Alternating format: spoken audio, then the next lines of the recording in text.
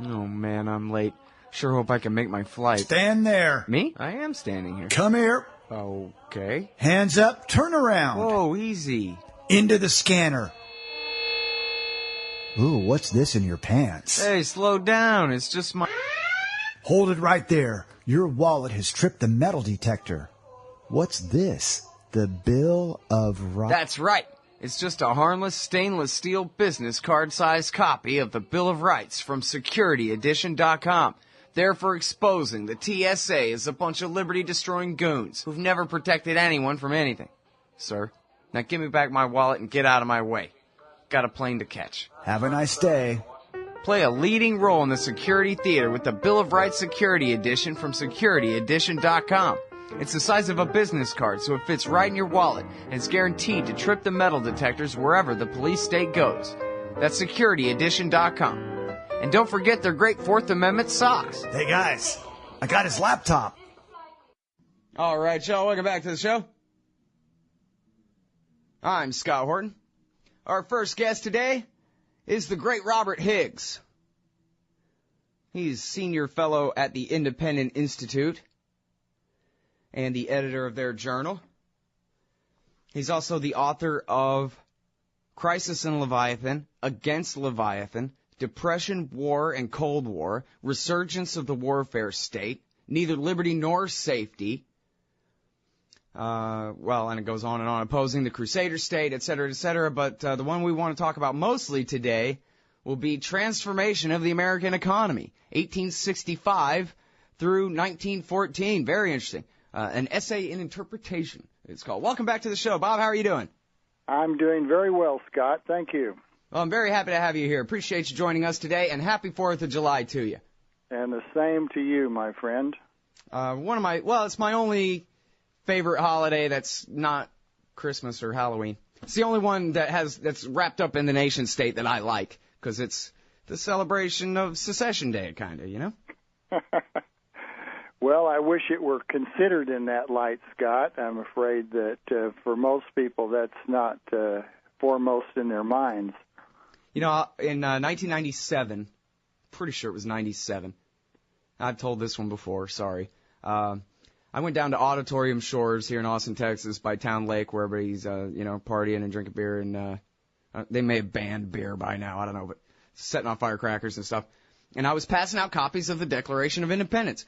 And everybody was just taking them and throwing them in the trash or just dropping them on the ground like I was trying to sell them something or something, you know? And the one guy says to me, "What is this?" And I said, "Well, it's the Declaration of Independence, because today's Independence Day, you know?" And he said, "Today's not Independence Day, commie. It's the 4th of July."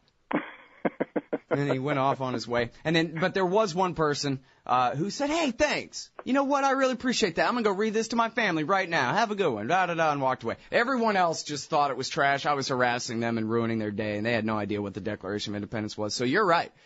People really do, at least from that more or less random sample of Austinites anyway, they don't even know what the Declaration of Independence is or why we drink beer and get Thursday off if Thursday falls on the 4th of July every year, you know?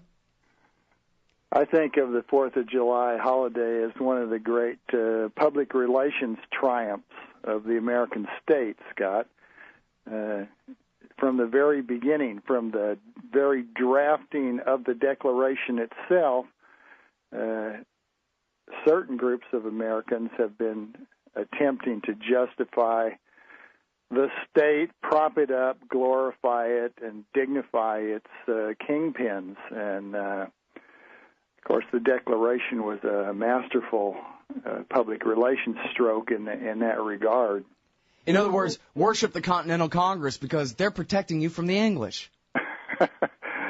Well, also put a gloss on your secession such that you hide the major reasons for mounting it in the first place amidst a lot of half-baked charges against the king himself, as if the king ran the British state, and that's step one to misleading people. And then list a bunch of grievances, many of which have substance and some of which don't have a lot, but in any event, just, write a ton of substances after explaining that it's all about life, liberty, and the pursuit of happiness. And this looks great on paper, but I like to remind people that the guys who mounted this secession and directed it during the war were the people who had very good reason to expect they would be running the American state should the revolution prove successful. It did, and they did. And so I have to hand it to them as the revolutionaries go. They did a great job, and along the way they created a whole host of legends, including all the mythology surrounding George Washington. Mm-hmm. There's some hilarious writing in one of John Adams' letters.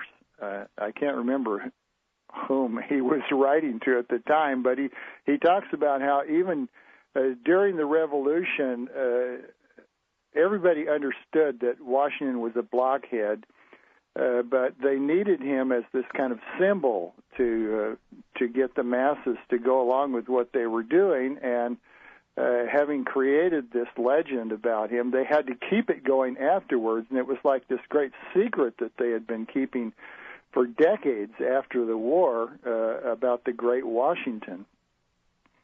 That's funny. There's so many different ways to go there. Let's stay focused on Washington for a minute.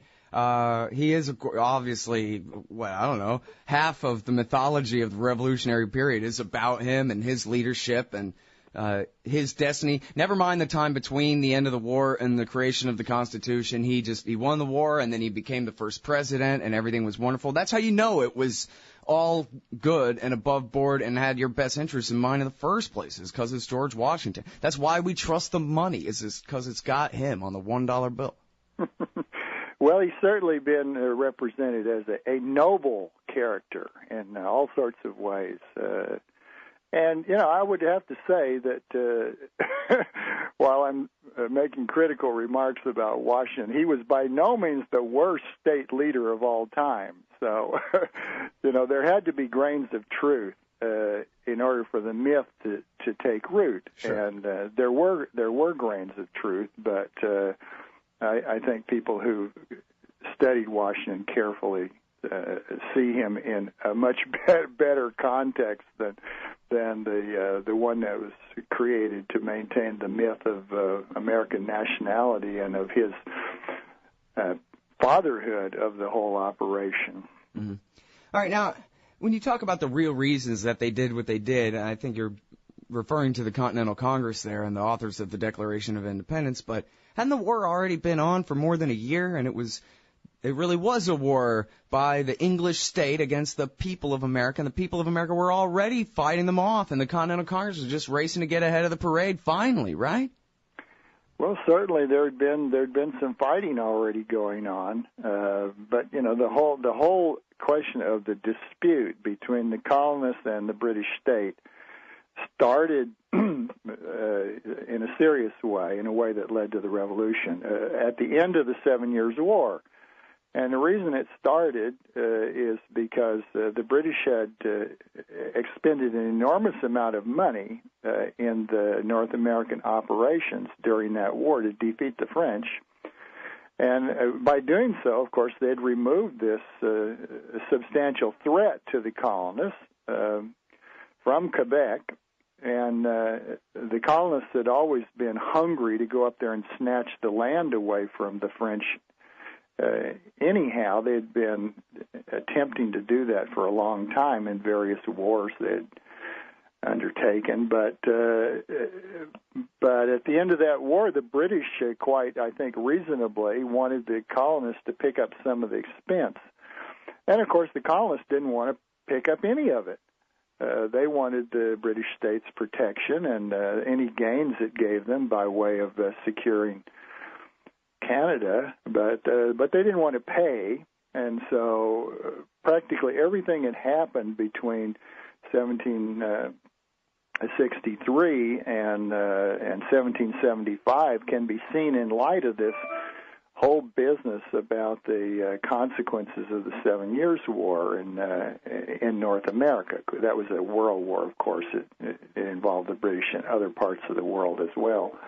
But to me, the great issue also involves Quebec, because it was the Quebec Act above all that tilted the balance toward rebellion or secession or revolution or whatever you want to call it, because practically all of the kingpins of the American Revolution had land claims, or what purported to be purchases or ownership of land beyond the Appalachians.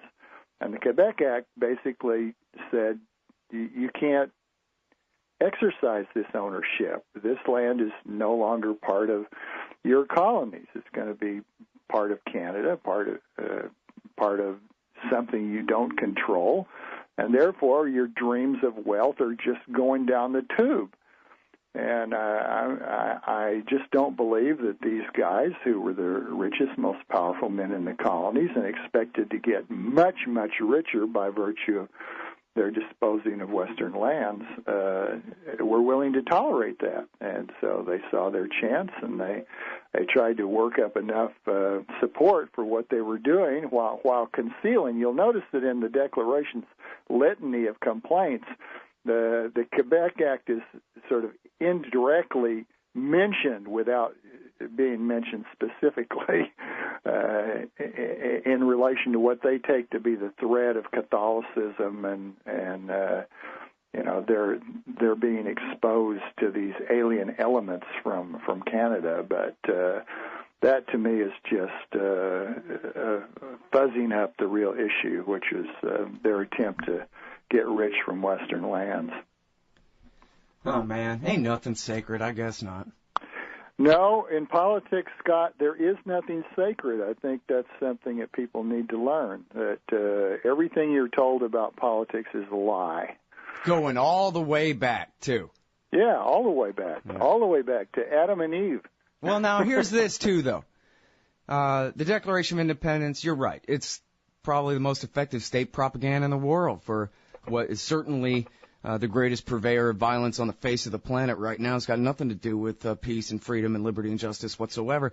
But on the other hand, it really is, at least until the first Ron Paul presidential campaign, or I guess technically the second, but the 2007 and 8 Ron Paul presidential campaign, this is the single biggest piece of propaganda for libertarianism in the world, too, right? I mean, it was the fact that, hey, do you or do you not believe in living out your own creed, that everybody's created equal? That kind of sentiment is, what is in the process of abolishing racism. It's a slow and horrible thing. It's a great ideal, Scott. That's why it works so well. But I mean, you know what? And I wasn't there, so maybe you can correct me, but the way I heard it anyway is that when Martin Luther King called out everybody at the great Lincoln Memorial speech and quoted the Declaration of Independence and said, "Are y'all a bunch of hypocrites or do you believe it?" that actually really worked, and it changed the mind of a lot of people that, you know what, he's right and we've been wrong. And that was really those kind of same principles that obviously was a horrible contradiction at the time, but those are the same principles that ended up leading to the freeing of the slaves in the first place, right? Or no? Well, I don't think it actually led to their being freed. They were freed as a byproduct of the war, which was fought entirely to preserve the Union. But during the course of the war, of course, as you know, things got very costly, and the casualties were horrendous, and the enthusiasm ebbed, and a lot of things were looking difficult, if not impossible, for the Union. And so the Emancipation Proclamation was another one of those great public relations strokes, because it didn't free a single slave. It was drawn up only to apply to those areas which, in effect, were the areas controlled by the Confederacy at the time. And so the slaves were freed only as the Union armies advanced into the Confederacy, and the slaves then saw their opportunities to run away. And when they did so, of course, the Union armies generally did not welcome them, but considered them great nuisances and baggage, and didn't really even want to take care of them or feed them, and put many of them to work as, dare I say, as slaves, making barricades and digging ditches and whatnot. But yes, because of the war, the slaves were freed, and this could all be covered over as it was during the war between the states with another dense fog of ideological propaganda. But at least there was an element of honesty infusing that war, in that it was a war for the Union, and that's really what it was. Sure. But then didn't William Lloyd Garrison and all the rest of them always cite the Declaration of Independence and the hypocrisy? They did, and I give them credit. These guys were genuine. But I'm just trying to give Jefferson a little credit, right, for teaching people the slogan that, hey, we really believe that people are born free, and we don't have like except in this case or this case in parentheses here or whatever. It just says everybody. And it's self-evident. We don't even have to prove it. Just we say so. And so it's pretty damn universal as far as a slogan goes. That's all. But it's blatant hypocrisy. It's written by Thomas Jefferson, a man who lived his entire life off the labor of enslaved people. So, you know, it sounds great. Scott, I love the sound of it. I believe in it myself, but the people who run the state, who create states, who mount revolutions, they don't believe in it. They believe in something else, and they know that what they believe in can be promoted if they can jive the masses into going along with them with high-flown propaganda. And so they've been doing that, you know, from the days when they used religion thousands of years ago and had the union of the throne and altar, and they're still doing it today in different forms. It's ideological more than religious now. Mm-hmm. Well, yeah, and as you've written before, that all states are based on fear, and even if you take the least warlike state from Northern Europe in the last few hundred years or whatever, still their excuse is, but what would happen to you if it wasn't for us? The criminals would get you, the hunger would get you. Yeah, and the boogeyman would get you. I mean, they're all facing other states, and the fact is that, you know, states generally would love to gobble up their neighbors if they saw some advantage in doing it. But again, the fear that states use has always had at least a grain of truth. That's why it is so effective. It is the case that life has threats in it, and that, you know, people are sometimes vicious and hostile, and states use that reality and turn it to their own advantage by purporting to be protectors. But the only protection they provide in reality is the kind of protection the shepherd provides the sheep. Yes, he wards off the wolf, but not because he really gives a damn about the sheep. When it serves his purpose, he will shear the sheep or slaughter the sheep. But meanwhile, he wards off the wolf because that does not serve his purpose to let the wolf come and eat up some of his wealth. All right, now, so this brings us to the subject of your book that I mentioned here, The Transformation of the American Economy, 1865 through 1914. And I know you wrote it 40 years ago, and you say in your introduction that you certainly read it as though it was written by somebody else, but then again, you wouldn't throw the whole thing out. There's still some great analysis in there, even though it's not the same point of view that you'd come from anymore. But the point that I'm trying to get to is, when we're talking about this, the post-Civil War era, is the so-called Gilded Age, and then into the Progressive era, is, well, the way the story goes in the government school that I went to, was that just look at the dog-eat-dog Gilded Age, and it was called Gilded, of course. That means it doesn't matter what it is on the inside. It's got a thin coating of gold on the outside, but it could just be the basest metal within kind of thing to fool you.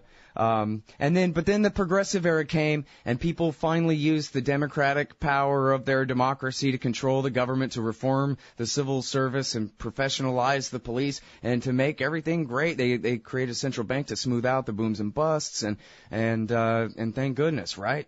We've had nothing but John F. Kennedy hero president since then. That's the dominant historical storyline. So, but are they, okay, you're willing to concede your kernels of truth here and there where they exist? I mean, Oh, would you? absolutely. See, I mean, in the case of the mainstream historians, that they're not just kernels of truth. There's all sorts of truth there, but the difficulty comes in general in the interpretation the historians have given to why these horrible things were happening when they were, and how they were altered. Who the good guys and bad guys were, and of course, not one historian in probably 100 has a clue about economics, and that's one of the most important reasons why this story is so cockeyed. They don't understand, for one thing, that most resource allocation in those days was market directed. It didn't involve robber barons in any way. That the development of the economy between the war between the states and World War I was overwhelmingly positive in the sense that the rate of economic growth was very high, higher than before or afterward, and that economic growth was widely shared.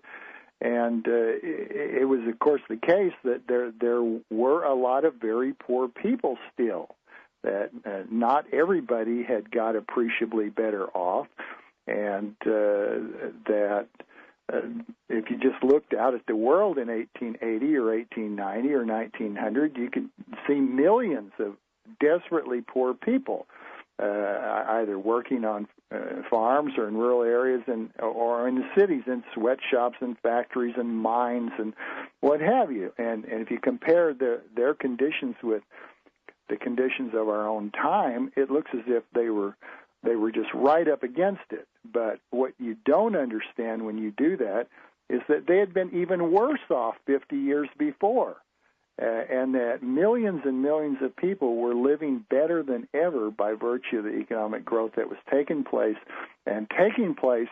overwhelmingly in a market-directed process. Now, if you seize on some of the aspects of this, like the government subsidies to the transcontinental railroads and some of the monetary hanky-panky and what have you, you can tell a story that makes it look as if this is an economy dominated by rich plutocrats. But the problem with that is that it claims too much.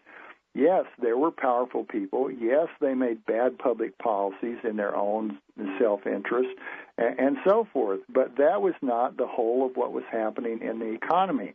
And to think that you could have had that kind of situation being the whole of the economy, yet had this rapid economic growth, tells us that the historian doesn't know any economics.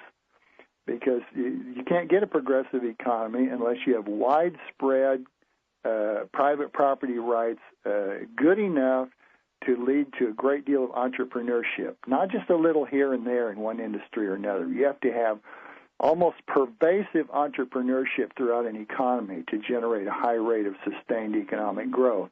And that's what the U.S. economy did in that period.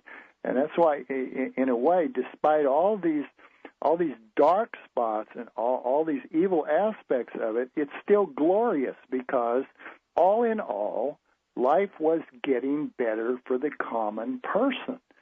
And that's the thing I've been at pains to get across here throughout my career as an economic historian, has been tough sledding.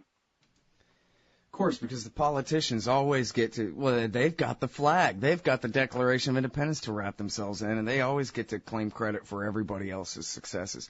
I'm trying to remember, it could have been an essay by you or perhaps Lou Rockwell or someone that talked about the real American heroes and how the way they teach history, for example, again, in government school, right, elementary and junior high and high school level thing, everything that happened is the history of the things that the politicians did and the wars that they got us in and whatever. And yeah, they'll throw you a little bit of Thomas Edison to be proud of and some Mark Twain here or there, but mostly the history of America and Americanism is the history of everything the government did. That's why everybody is so happy to read The People's History by Howard Zinn as soon as they hear of such a thing, as they don't even necessarily know that it's coming from a kind of left anarchist point of view or that kind of thing. They're just interested in finding out, well, what was going on with the people during that time, because we never even get to hear about that. Who were the real heroes that made the world turn during the last 200 years? There was a movement, and it still is a movement for that matter, that grew up 40 years ago or so in the historical profession to move away from political history and to do a lot more social history. And you'd think that when that happened, it would have been the kind of movement you were talking about, learning more about ordinary people and less about movers and shakers in the state. But although it was that in a way, unfortunately, the whole social history movement became, to a very large extent, a kind of outreach of multiculturalism. And so even when the lesser sorts were being studied, they were still being misunderstood and put in this light of domination, submission all the time. American history is flush with heroes. Probably any nation's history is flush with heroes, but they're not the ones in the history books, except rarely. There are a few people that show up in the history books that were for real. Yeah.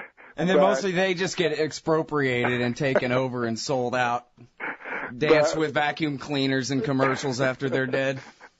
But the fact is, the really glorious, heroic things that were done were not newsworthy. They didn't involve battles or killing people or waving flags. They involved hard work and the application of genius and the striving to build enterprises and to make the world better off in a million different ways, each one generally fairly localized, dealing with conditions as ordinary people found themselves in. But when you add that all up, it makes an enormous difference. If you have a society that is so oppressed that ordinary people just put one foot in front of the other from day to day in the same way they've always done it before because there's nothing in it to act any differently, then you just have a stagnant society. You have perpetual poverty, and that's what most of the world has had throughout most of human history. But what was truly glorious about the 19th century in the United States, and to some extent even persisted in the 20th, despite the growing weight and oppression of government, is this local heroism, this glorious entrepreneurship, this creativity at the local level. That's what made the country truly prosperous and affluent. It wasn't the obstructionism of governments at every level that by and large just slowed down the process. Yeah. Well, I'm sorry, you probably won't approve, but I include you as one of those heroes that helps enrich the society. I appreciate you very much. Thank you for your time on the show today, Bob. You're welcome, Scott. Good to talk to you. That's the heroic Robert Higgs. He's the editor of the Independent Review, senior fellow at independent.org, the Independent Institute there, and author of Depression, War, and Cold War, and Crisis on Leviathan. We'll be right back. Hey, y'all, Scott here. First of all, thanks to the show's sponsors and donors who make it possible for me to do this. Secondly, I need more sponsors and more donors if the show is to continue. ScottHorton.org/donate has all the links to use PayPal, Give.org, Google Wallet, WePay.com, and even Bitcoins to make a donation in any amount. You can also sign up for monthly donations of small and medium-sized amounts through PayPal and Give.org. Again, that's scotthorton.org/donate for all the links. To advertise on the site or the show, email me, scott@scotthorton.org. And thanks. Hey, all, Scott Horton here to tell you about this great new project, Listen and Think Audio at listenandthink.com. They've got 2 new audiobooks read by the deepest voice in libertarianism, the great historian Jeff Riggenbach. Our Last Hope, Rediscovering the Lost Path to Liberty by Michael Maharrey of the 10th Amendment Center is available now. And Beyond Democracy, co-authored by Frank Karsten of the Mises Institute Netherlands and journalist Carl Beckman, will be released this month. And they're only just getting started. So check out listenandthink.com. You may be able to get your first audiobook absolutely free. That's Listen and Think Audio at listenandthink.com.